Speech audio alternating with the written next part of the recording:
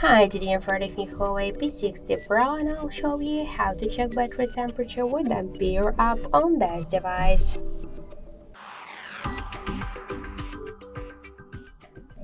So first we should get the Ampere app from the app gallery. That's why in the search we'll enter the Ampere.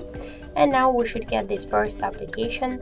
So tap to install, click to continue, tap to allow to install, and now we could see that Ampere successfully installed on our device. So tap to open, click yes I agree, tap to close to OK, and now we could see information about our battery temperature, and in my case that's 32 degrees.